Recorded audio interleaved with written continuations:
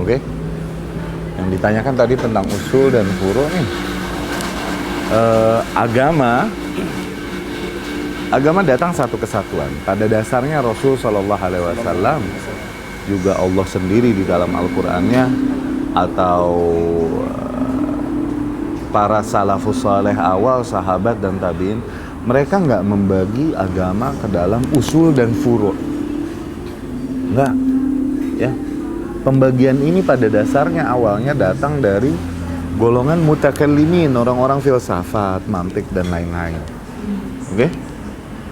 Sehingga akhirnya terjadilah kekeliruan dari definisi yang mereka terapkan tentang usul dan furu'. Karena apa? Emang berangkat dari konsep yang keliru, karena kita adalah kaum yang menentang mereka, golongan ahli filsafat dan mantik dan lain-lain.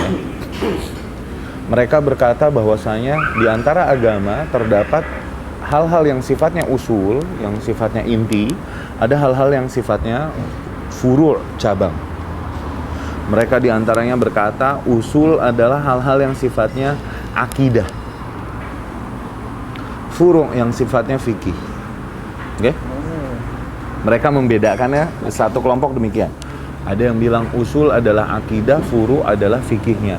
Nah, dari sini mereka berkata bahwa kalau kesalahan-kesalahan di bidang usul, pelanggaran di usul, ini bisa kufur. Oke? Maknanya kesalahan-kesalahan di bidang akidah itu kufur.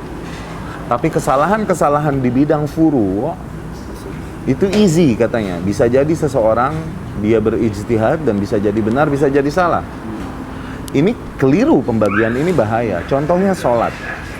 Sholat ini termasuk hukum, oke?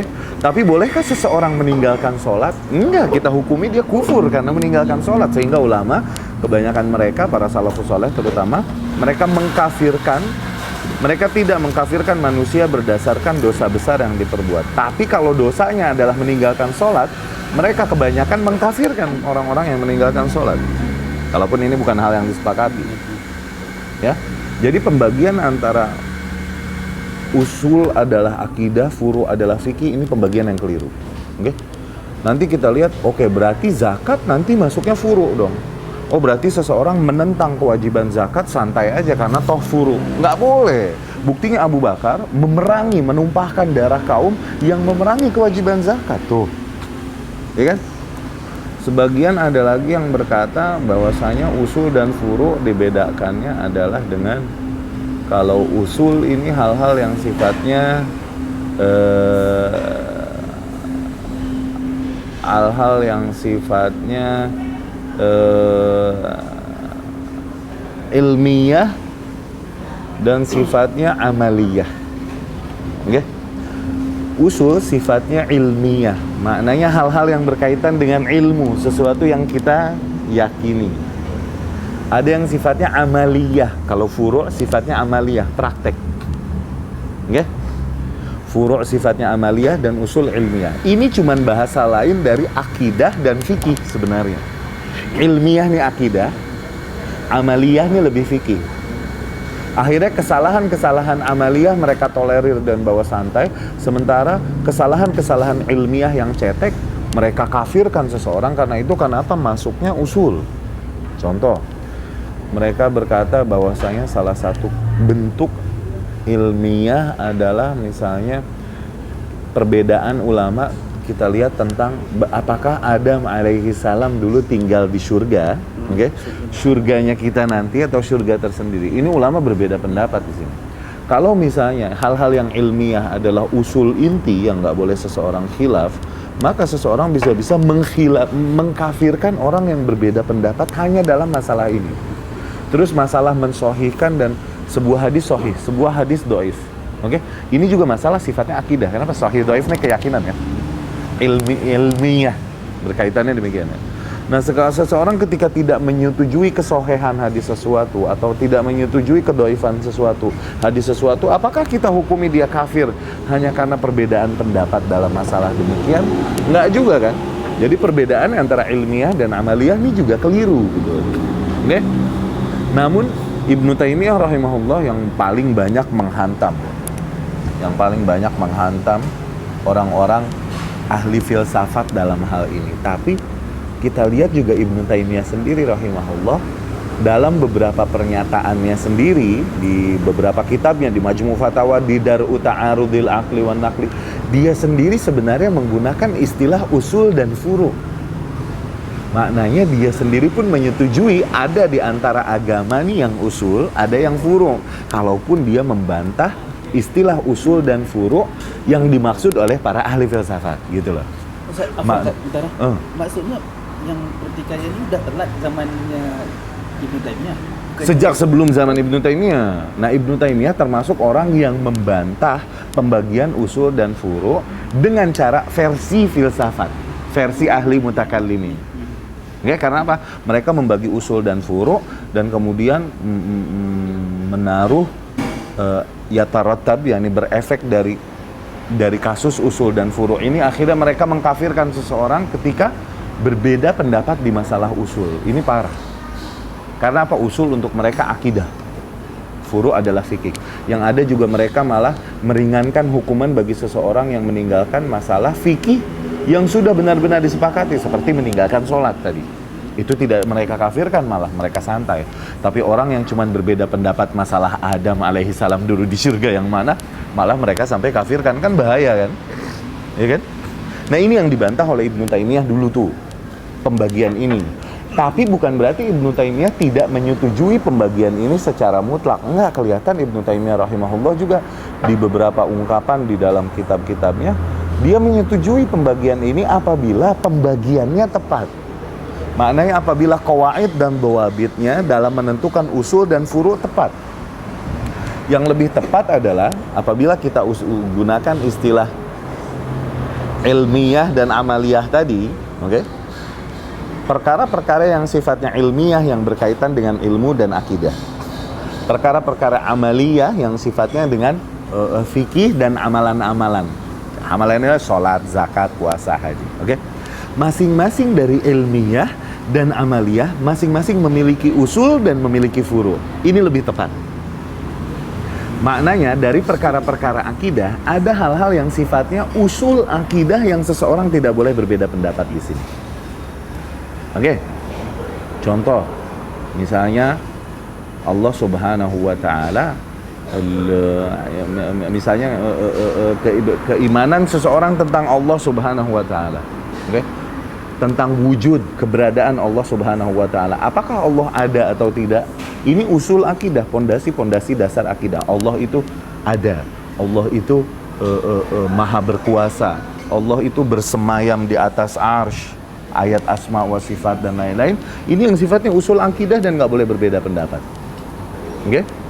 Kalaupun ada yang berbeda pendapat dalam hal ini seperti kaum yang mentakwil asma wa sifat, kita juga tidak langsung mengkafirkannya. Tapi apa? Mendirikan dulu atasnya hujah.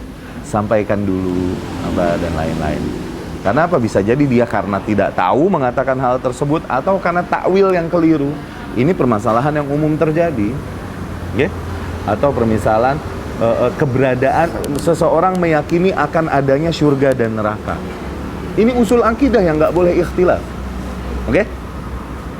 Kemudian seseorang meyakini akan bahwasanya para malaikat ini adalah makhluk-makhluk Allah Subhanahu Wa Taala yang diciptakan oleh Allah Subhanahu Wa Taala khusus untuk taat kepadanya dan tak membantah Allah, tidak melakukan pelanggaran. Ini hal-hal yang udah nggak ada perbedaan pendapat dari dulu. Ini usul akidah karena berkaitan dengan keyakinan dan kemudian dari dulu perbedaan pendapat. Maka dapat kita tangkap di sini ciri-ciri usul dari zaman dulu nggak ada perbedaan pendapat. Mutawatir datangnya demikian. Kalaupun tidak mutawatir secara sanad, minimal kaum muslimin ijma urusan itu, toh.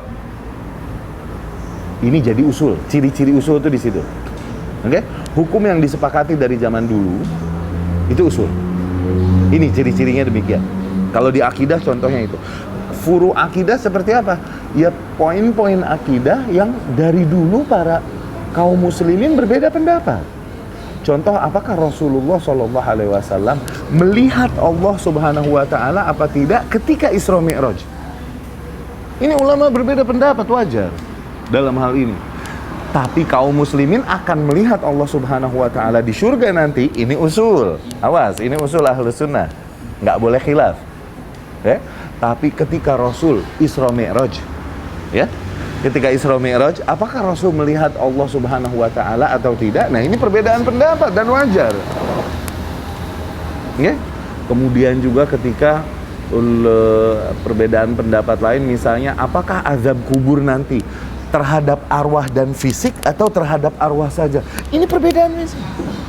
Keberadaan azab kubur adalah usul akidah Ahlus Sunnah, tapi nanti azabnya terhadap jiwa, terhadap ruh doang, atau terhadap ruh dan jasad, barulah ulama berbeda pendapat, wajar. Ini furu' akidah. Nah, kemudian ada usul fikih dan furu' fikih. Usul fikih tadi kita lihat hal-hal yang urusan fikih, urusan amal praktis, cuman dari zaman dulu sudah disepakati dan tidak ada perbedaan pendapat. Contohnya rukun Islam yang 5. Oke? Syahadat, wajibnya sholat, wajibnya zakat, wajibnya puasa, wajibnya haji. Iya kan? Kalau seseorang mengkhilafi bahwa sholat 5 waktu tidak wajib, ini kufur dia, nggak boleh. Karena apa? Ini usul, kalaupun bukan akidah, ini fikih, tapi usulnya hal yang tidak boleh dikhilafi. Seseorang mengingkari kewajiban puasa Ramadan, kufur dia. Kewajiban zakat, kufur dia. Sekali lagi awas, tidak langsung kita kafirkan ya. Ada praktek, ada proses dalam hal itu. Tapi kalau urusan fikih yang lain yang ulama memang dari zaman dulu berbeda pendapat, maksudnya terdapat perbedaan memang toh dari awal, ini kita golongkan terhadap furu' fikih yang menyikapi perbedaan pendapat. Dalam hal ini pun kita harusnya santai, jangan dibawa keras. Contoh, ketika sholat, tahiyat, ketika tahiyat, tasyahud, ketika tahiyat apakah digoyangin atau diem? Subuh pakai kunut atau enggak? Ini ada perbedaan dari zaman dulu, santai. Kita menyikapi perbedaan furu' memang dengan cara ada berkhilaf.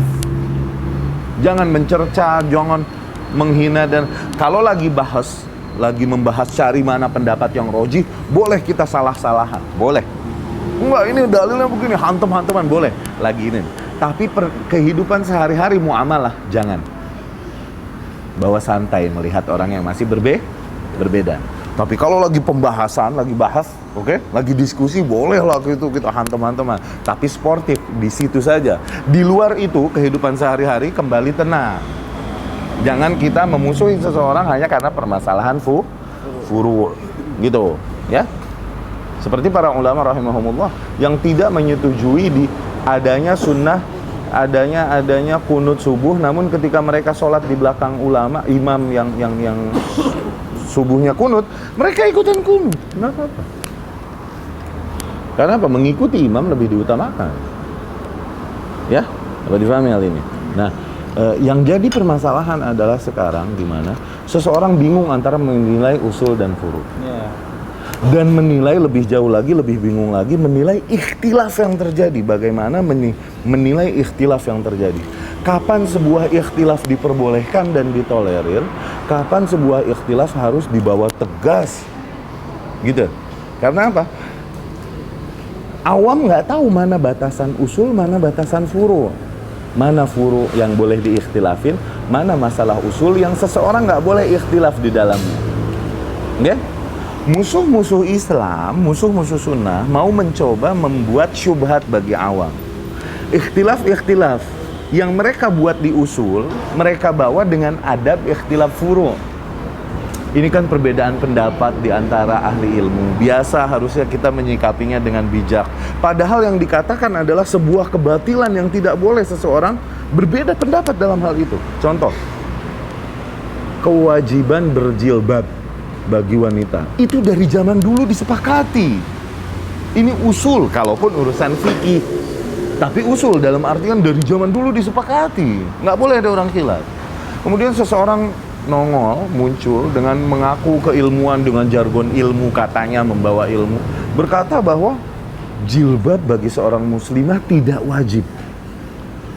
Kemudian dia bilang ini perbedaan pendapat dan keluasan Islam di dalam berpendapat. Ini wallahi perbedaan antara hak dan batil, bukan perbedaan yang masih di dalam frame ikhtilaf yang diperbolehkan. Beda cerita. Sahih. Iya kan? Ikhtilaf sa'ir. Oke? Ikhtilaf sa'ir maknanya ikhtilaf yang masih di dalam frame ikhtilaf yang diperbolehkan. Ini ikhtilaf yang udah di luar frame. Ikhtilaf antara hak dan batil. Seperti seseorang datang kemudian dia mengatakan bahwa janggut hanya tradisi Arab. Janggut hanya tradisi Arab, bukan syariat Islam sama sekali. Janggut mungkin cuma fikih, furu. Oke? Tapi furu adalah ukurannya. Namun kewajiban berjanggut ini hal yang disepakati oleh ulama dari zaman ke zaman. Ini usul. Namun ukurannya segimana, mau pendek, mau panjang, minimal berapa ini furu, santai. Tapi kewajiban berjanggut ini setiap mazhab menegaskan hal ini. Nggak boleh berbeda pendapat seseorang. Nggak boleh dia mengaku membawa perbedaan-perbedaan yang di masalah usul dengan adab ikhtilaf masalah furu. Nah ini yang keliru. Oke? Dan sayangnya kadang kaum muslimin yang sekarang, terutama yang baru belajar, permasalahan-permasalahan yang di furu justru dibawa keras seperti seolah-olah permasalahan usul. Contoh masalah tadi, ukuran jenggot, bukan kewajibannya disepakati, tapi ukurannya. Di mana seorang muslim kemudian seorang ahlu sunnah mencela ahlu sunnah yang lain hanya karena dia memendekkan jenggotnya misalnya, merapihkan jenggotnya, iya kan? Atau seorang ahlu sunnah mencela ahlu sunnah yang lain hanya karena mata kakinya masih ketutupan, masih isbal. Oke? Ini permasalahan furu yang perbedaan pendapat dalam hal ini sebenarnya wajar, jangan dibawa galak, gitu loh. Tapi perbedaan di masalah usul, ya kan, terutama usul akidah dan lain-lain, barulah kita boleh bawa tegas, ya. Pembahasan tentang hal ini enaknya sebenarnya kita buat di kelas dengan papan tulis dan masing-masing contoh, jadi lebih. Ya, dapat misalnya. Ini mangga, Bahlul, telur. Kacau dah. Kacau jangan. Kena campur. Bau dia rasa semua. Oh macam tuh. Tapi nggak jadi pelangi lagi. Bisa difahami nggak kira-kira? Iya. Secara umum begitu usul. Bisa anak-anak tanya Ustaz. Iya. Yang membawa definisi usul itu perkara yang disepakati dari dulu. Furu itu perkara yang ada khilafnya, tapi masih dalam dalam sa'ir, bukan yang makmum. Dalam sa'ir. Definisi gitu yang membedakan antara furu dengan usul itu siapa yang birai? Akhirnya dapat difahami dan disimpulkan dengan istiqra. Istiqra ulama lah. Iya. Nggak mesti seseorang menggunakan redaksi yang sama dalam mendefinisikan hal ini. Namun terlihat dari zaman dulu ulama yang ahlus sunnah memang ketika mereka mengungkapkan kata-kata usul, maka lebih terarahkan makna usulnya itu adalah ke dalam permasalahan yang dari zaman dulu disepakati. Mau baik akidah ataupun fikih. Seperti apa? Salah satu usul agama kita adalah sholat. Padahal fikih kan? Tapi dia usul dalam artian dia rukun inti. Nggak boleh seseorang berbeda pendapat dalam hal ini. Okay? Dan ketika mereka mengungkapkan permasalahan furu, maka yang terarahkan maknanya dari ungkapan mereka furu adalah lebih ke masalah-masalah yang biasanya masalah-masalah yang lebih mendalam, lebih spesifik. Kalau masalah praktis, oke? Masalah praktis yang mendetail, yang akhirnya orang berbeda pendapat dalam hal itu. Bahkan dari furu ada yang far'ul furu, cabangnya cabang, ranting. Contoh, kewajiban jilbab, usul. Oke? Usul gak? Disepakati dari zaman dulu. Ulama berpendapat, muka termasuk aurat, wajiblah bercadar. Sebagian berkata muka bukan aurat, akhirnya tidak wajib cadar. Oke? Ini usul apa furu? Furu, tapi disyariatkannya cadar, usul. Cuman sampai wajib atau sunnahkah, ini furu. Tapi memang itu syariat Islam ya. Kalau seseorang bilang, udahlah cadar nih tidak ada ajarannya di dalam syariat Islam, itu hanya budaya Arab. Nah, ini dia khilaf usul. Dia bertentangan. Kenapa? Meyakini bahwa cadar disyariatkan oleh agama, ini usul. Tapi khilaf kadar pensyariatannya sampai wajib atau hanya sunnah saja, baru ini furu, santai. Oke? Nanti yang bercadar pun berbeda lagi pendapat. Udah mah furu, far'ul furu. Syekh Utsaimin misalnya rahimahullah berkata bahwa tujuan menutup aurat termasuk muka adalah menghindari fitnah, menghindari godaan dan lain-lain. Dan yang paling menjadikan fitnah dari wanita adalah matanya.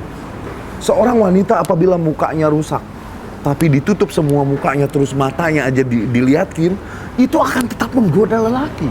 Maka pada saat itu cadar yang benar adalah ditutup semua, termasuk matanya. Maka dari situ ini mazhab yang dipakai Saudi sampai sekarang kan. Tuh lihat, ini udah cabang dari cabang. Iya kan? Sementara yang lain kalaupun berkata cadar, mata enggak, segini doang.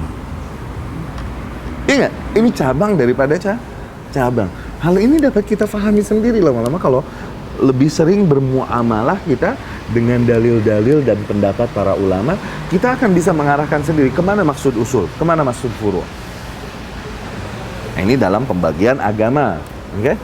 Nanti ada usul dan furu', tapi dari sisi pembagian secara ilmu, seperti usul fikih dan furu' fikih. Usul fikih sebagai ilmu, ya kan? Ini berbeda maknanya dengan usul din yang tadi kita bicarakan. Begitu, bro. Ya? Jadi kalau ditanya siapa yang membagi, kita dapat pahami. Bahkan dari perkataan Syekhul Islam sendiri rahimahullah, bahwa hal-hal yang usul adalah hal-hal yang maklum minad din bid-darurah, biasanya diketahui di agama kita dengan begitu saja. Ya, ini tanpa seseorang mesti ahli ilmu dan mendalami baru dia tahu, nggak perlu. Dia udah tahu dari awal wajibnya mentauhidkan Allah, toh. Dia udah tahu dari awal wajibnya melaksanakan sholat dan melaksanakan puasa Ramadan. Jadi jangan sampai seseorang bilang, aduh, Anda nggak puasa Ramadan, soalnya nggak tahu kalau puasa Ramadan wajib. Gitu. Jangan sampai seseorang bilang gitu. Kenapa? Ini sesuatu yang maklum minad din bid-darurah. Diketahui di agama ini dengan darurat gitu. Langsung begitu saja, fitrah langsung ketahuan. Ciri-ciri usul tuh.